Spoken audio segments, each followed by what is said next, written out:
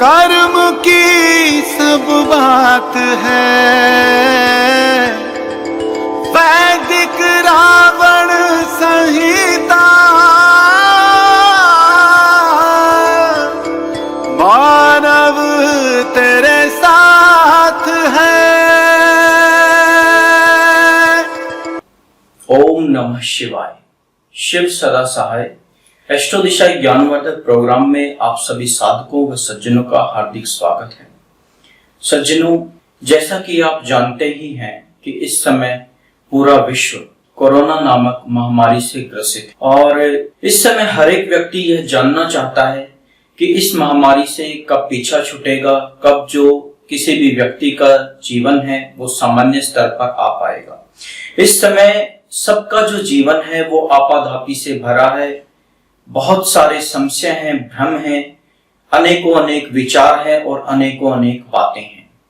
सज्जनों, मैं आज यहाँ पर आपको इस बारे में व्यक्तिगत तौर पर जानकारी देना चाहता हूँ। हमारे कार्यालय में पिछले काफी समय से बहुत सारी कॉल्स इसके बारे में आई है। बहुत सारे हमारे जो यजमान है वो जानकारी लेना चाहते हैं कि ये ऐसा कब तक चलेगा और ऐसा क्यों हो रहा है। देखिए सज्जनों, व्यक्ति का जो स्वयं का कर्म होता है वही व्यक्ति के आगे आता है।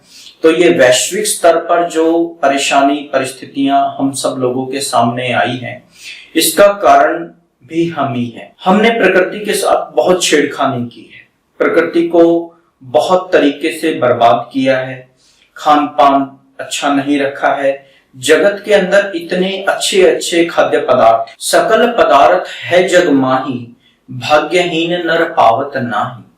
भगवान श्री कृष्ण का जीवन देखें अथवा भगवान राम जी का जीवन देखें या जो हमारे दूसरे अन्य अवतार हुए हैं, कितने अच्छे अच्छे खाद्य पदार्थ भगवान श्री कृष्ण जी ने दूध, दही, घी, मक्खन खा करके अपनी बाल लीलाओं के द्वारा अपने जीवन के बारे में हमें बताया और बताया कि संसार में सर्वश्रेष्ठ खाद्य पदार्थ कौन से हैं। परंतु व्यक्ति आज के समय में इतना अधिक गिर गया है कि अच्छे से अच्छे खाद्य पदार्थों को छोड़ करके वह मांस, मिट्टी आदि तरह तरह के जीवों का भक्षण करता है और उसी को मेंटेन करने के लिए प्रकृति ने इस प्रकार की आपदा समस्त संसार के ऊपर डाली है। जैसा कि आप जानते ही हैं कि बहुत सारी अफवाह और बहुत सारी बातें फैली हुई हैं कि चमगादड़ आदि के द्वारा इस प्रकार का महामारी ने रूप लिया है। सज्जनों, ये तो बहुत विस्तारवादी बातें हैं, हम केवल मुख्य बात पर चलेंगे कि ऐसा क्यों हो रहा है। देखिए, व्यक्ति तो अपने स्वार्थ के वशीभूत होकर अनेक प्रकार के अच्छे या बुरे कार्य करता है, परंतु उसको कोई दंड मिलता ही नहीं है। कई बार छोटा मोटा कोई दंड समाज की तरफ से अथवा सरकार की तरफ से किसी व्यक्ति को भले ही मिल जाए, परंतु यदि विशेष तौर पे देखा जाए, जब किसी व्यक्ति को उसके किए का दंड नहीं मिलता है तो परमात्मा और प्रकृति दोनों ही उसे दंडित करती हैं। और चूंकि यह तो संपूर्ण मानव समाज ने अपराध किया है, इसलिए संपूर्ण विश्व को ही इस चीज का दंड मिल रहा है। और मैं यहाँ पर विशेष तौर पे बताना चाहता हूँ कि प्रकृति अपने आप को कुछ कुछ वर्षों के अंतराल पर मेंटेन करती है, दूसरे के किए हुए कार्यों को उसका दंड देती है। परंतु प्रत्येक 100 साल के बाद में इस प्रकार की महामारियां अथवा बड़ी प्राकृतिक आपदाएं समाज के ऊपर आती हैं, व्यक्ति को उसके प्रकृति को पहुंचाए गए नुकसान का दंड मिलता है। तो यह कोरोना महामारी भी इसी का एक रूप है। इससे पहले मैंने एक वीडियो बनाया था पिछले सूर्य ग्रहण के अवसर पर, जो कि 26 दिसंबर को पड़ रहा था। उस समय इन सब जो परेशानियां व्यक्ति के जीवन में चल रही हैं, जो महामारी आई हुई है अथवा जो नुकसान अन्य अन्य प्रकार के हो रहे हैं, परेशानियां आई हुई हैं, इस सब से संबंधित पूर्व के वीडियो में मेरे द्वारा बताया गया था। आप उस वीडियो को चेक कर सकते हैं, देख सकते हैं। अनेक स्थान पर युद्ध ग्रसित आदि होने के योग बन रहे थे।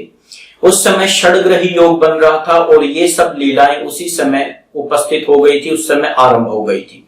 ये पिछले साल 26 दिसंबर की बात है, जिस समय पर सूर्य ग्रहण आया था। और सज्जनों, उसके बाद से जब ये परेशानियां बढ़नी शुरू हुई, पहले एक देश में, फिर दूसरे देश में, फिर अनेकों अनेकों स्थान पर बढ़नी शुरू हो गई और आज हर एक देश, हर एक स्टेट, हर एक जिला, हर एक गांव और हर एक व्यक्ति, वस्तु इस बीमारी से, इस महामारी से ग्रसित है, परेशान है, हर एक के ऊपर इस चीज का अशुभ असर आया हुआ है। तो अब फिर से एक ग्रहण आ रहा है। पीछे भी कुछ षडग्रही आदि योग बन रहे थे और इस बार कौन कौन से योग बन रहे हैं और इस सूर्य ग्रहण का मनुष्य के जीवन पर क्या असर पड़ेगा, आइए जानते हैं आज के इस प्रोग्राम में। सज्जनों, आषाढ़ी अमावस्या जो कि रविवार के दिन 21 जून को आ रही है, इस दिन भारतवर्ष के अंदर कंकण सूर्य ग्रहण उपस्थित हो रहा है। जी हाँ, कंकणाकृति सूर्य ग्रहण है जिसमें सोने के कंगन के आकार की शेप बन जाती है। हालांकि ये 12 मिनट से अधिक नहीं रहती, इसीलिए इसको कंकणाकृति सूर्य ग्रहण कहा जाता है। क्योंकि यह सूर्य ग्रहण 21 जून 2020 रविवार के दिन उपस्थित हो रहा है, इसीलिए इसे शास्त्रों में चूड़ामणि सूर्य ग्रहण की भी संज्ञा दी गई है।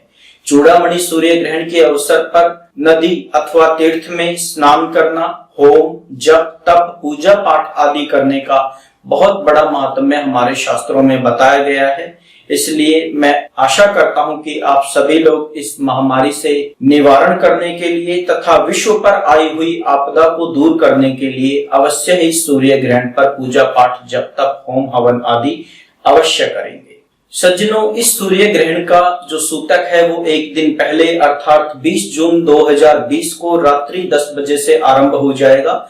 सूतक आरंभ होने के बाद में जो खाने पीने के खाद्य पदार्थ हैं वो सब अशुभ हो जाते हैं, अशुद्ध हो जाते हैं, इसलिए उनमें कुशा या तुलसी पत्र आदि डाल देना उचित रहता है ताकि वो खराब ना हो, उन पर सूर्य ग्रहण का अशुभ प्रभाव ना पड़े।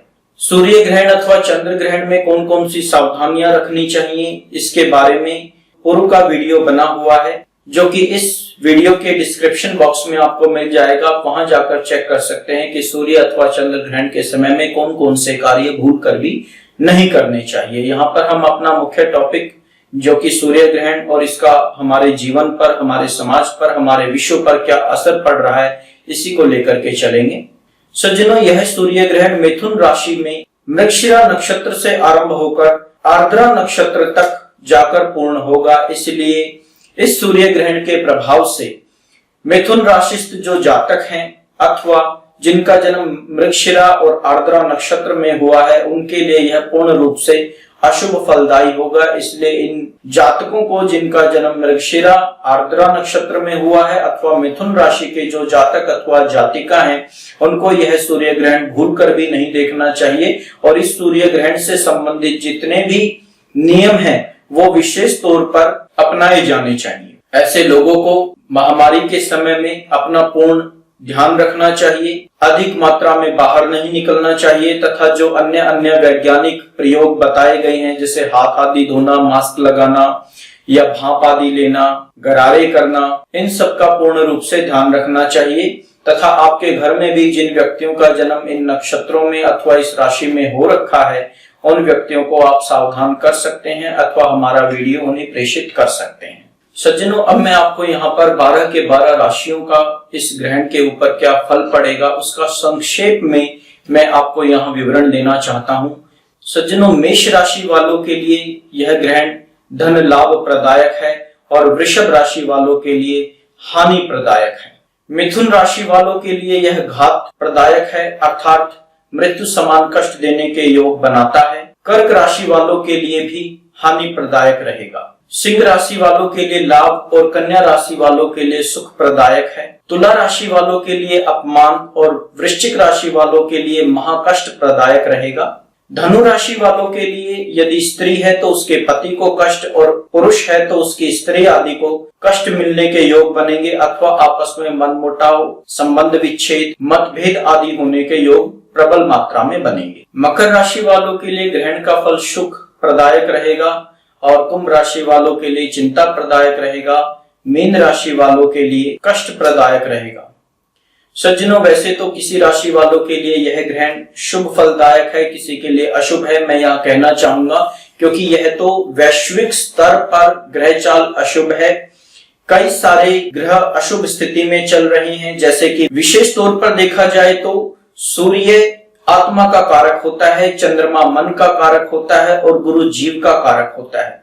यदि गुरु की अवस्था को देखें तो गुरु इस समय में नीच चल रहा है, साथ ही गुरु वक्री भी है, इसीलिए जो जीव है, यानी कि जो समस्त चराचर संसार में जितने भी जीव हैं, उनके लिए यह समय कष्ट प्रदायक रहेगा।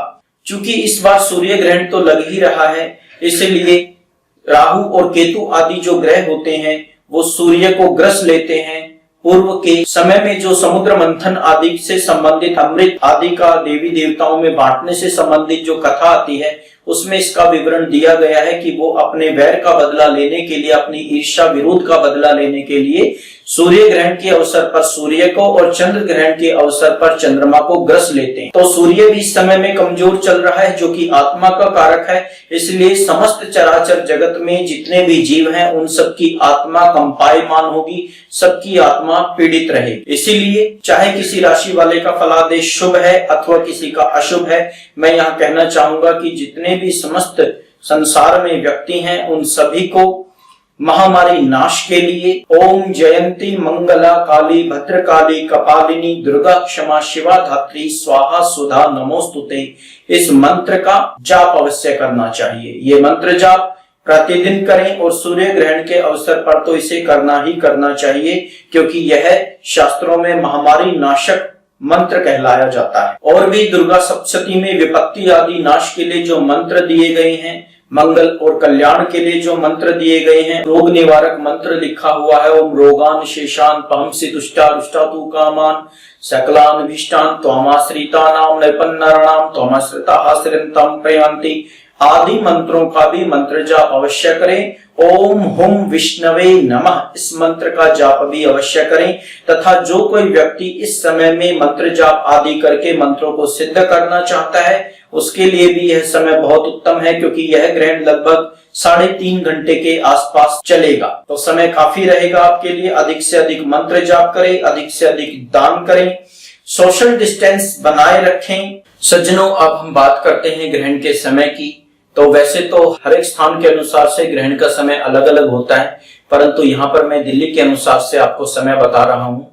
ग्रहण का आरंभ सुबह 10:19 पर होगा। ग्रहण का मध्य काल दोपहर 12:01 पर होगा और ग्रहण का समाप्ति काल दोपहर 1:48 पर होगा। सज्जनों, यह ग्रहण लगभग 3.5 घंटे के आसपास तक रहेगा, इसलिए इस समय में खूब मंत्र जप, पूजा पाठ, होम हवन, मंत्रों का जाप करें तथा अपना शुभ संकल्प करें इस समय में, ताकि विश्व की रक्षा हो सके, महामारी का नाश हो सके। जैसा कि आप जानते हैं कि इस समय तीर्थ आदि पर जाना सबके लिए बड़ा खतरनाक है, तो अपने घर पर ही गंगा जल आदि जो तीर्थों का जल रखा है वो अपने पानी में डाल करके, मिला करके, उनका आवाहन करके सभी तीर्थों का आप उसमें स्नान करें, क्योंकि जाकी रही भावना जैसी प्रभु देखी तिन मूरत तैसी, जिसकी जैसी भावना होती है उसका वैसा ही फल होता है। जरूरी नहीं है कि अभी इस महामारी के समय में हम तीर्थों आदि में जाएं, हम अपने घर पर भी तीर्थ का आवाहन करके उसका लाभ ले सकते हैं।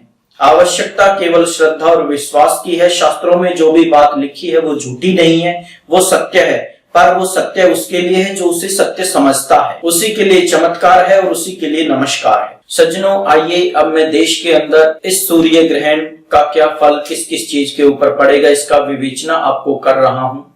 सज्जनों, इस समय में इस सूर्य ग्रहण के कारण से जो नदी के तटबंध आदि हैं, जो किनारे हैं, उनके टूटने का योग बनता है, बाढ़ आदि आने के योग बनते हैं, पेयजल की समस्या के योग बनते हैं तथा किसानों को अलग अलग प्रदेशों में अनेक प्रकार से हानि आदि होने के योग बनते हैं, विशेष तौर पर पानी के कारण। इसके अलावा Afghanistan, China, Pakistan, Sudan, Yemen, Israel, सऊदी अरब, अमेरिका, नॉर्थ कोरिया, इंडोनेशिया व यूरोप में राजनीतिक उतार चढ़ाव, ज्वालामुखी विस्फोट, बाढ़ आदि आना, भूकंप आना अथवा कुछ देशों में युद्ध जैसी स्थिति का सामना करना पड़ेगा। इस महामारी के कारण से भी अनेकों लोग अपने प्राणों से वंचित होंगे। सज्जनों, प्रत्येक शास्त्र में यही लिखा है कि जिस समय विपत्ति आपत्ति का समय व्यक्ति के ऊपर, संसार के ऊपर, समाज के ऊपर आता है, तो केवल और केवल भगवान की ही शरण में जाना चाहिए। इसलिए जो कोई व्यक्ति जिस भी धर्म का है, अपने धर्म के अनुसार से पूजा पाठ करे, भगवान का नाम जप करे, राम नाम आदि लेखन से संबंधित कार्य करे, प्रतिदिन यज्ञ करे। हवन करना बहुत उचित है, क्योंकि पूर्व समय में सभी प्रकार की विपत्तियों के नाश के लिए यज्ञ किया जाता है। सज्जनों, सूक्ष्म तौर पर जितने भी विषाणु, कीटाणु अथवा जीवाणु हैं, हवन के धुएं से उन सभी का विनाश होता है। वर्षा आदि होने में सहायक होता है। पेयजल की समस्या दूर होती है। भगवान की प्रसन्नता बनती है तथा देवी देवताओं को शक्ति की प्राप्ति होती है, उनको बल मिलता है। उनके बल मिलने से हमारे बल में भी वृद्धि होती है, जिसके कारण से पाप, ताप, महामारी, रोग, शोक आदि का निवारण होता है। सज्जनों, जैसा कि मैंने आपको बताया कि यह सूर्य ग्रहण मिथुन राशि में घटित हो रहा है और इस सूर्य ग्रहण के अवसर पर मिथुन राशि में सूर्य, चंद्र, बुध और राहु ये 4 ग्रह स्थित हैं। ये 4 ग्रह स्थित हैं तथा साथ ही गुरु मकर में नीच होकर, वक्री होकर शनि के साथ स्थित है। इस कारण से जितने भी प्रतिष्ठित व्यक्ति हैं, बुद्धिजीवी हैं, सैन्य अधिकारी हैं, राजनीतिक पदों पर प्रतिष्ठित व्यक्ति हैं तथा जो सामान्य प्राणी है, विशेष तौर पर मजदूर आदि जो बहुत ही नीचे तबके में हैं, जिसको प्रतिदिन अपने परिवार की गुजर बसर करने के लिए बहुत अधिक संघर्ष का सामना करना पड़ता है, उन सब के लिए यह स्थिति बहुत ही अधिक भयावह रहेगी। जैसा कि मैंने पूर्व में बताया कि सूर्य आत्मा का कारक है, चंद्रमा मन का कारक है, बुध बुद्धि का कारक है, तो ये तीनों ही बहुत अधिक मात्रा में पीड़ित और परेशान करेंगी। राहु, केतु, शनि और गुरु का नीच व वक्री होना यह अपार जनधन की हानि करेगा। सज्जनों, इन सब में सबसे अधिक पीड़ित गरीब व्यक्ति होगा। इस ग्रहण के कारण से कई देशों में आंतरिक कलह के कारण से विघटन आदि होने के योग बनेंगे और युद्ध की स्थिति भी विशेष तौर पर बनेगी। युद्ध, महामारी व प्राकृतिक आपदा जैसे भूकंप, आकाशीय बिजली गिरना, सुनामी आना, ज्वालामुखी विस्फोट होना, बाढ़ आदि से अपार जन व धन की हानि होने के योग बने। तो सज्जनों, जैसा कि मैंने आपको इस ग्रहण का फल भी बताया, 12 राशियों पर पड़ने वाले प्रभाव के बारे में बताया, कब यह ग्रहण आ रहा है और इसका किस किस चीज पर क्या क्या असर रहेगा, ये मैंने आपको बताया। इस ग्रहण के कारण से ये जो महामारी इस समय फैली हुई है वैश्विक स्तर पर, इसकी स्थिति और भी ज्यादा खराब होगी जैसे ही ये ग्रहण आ रहा है।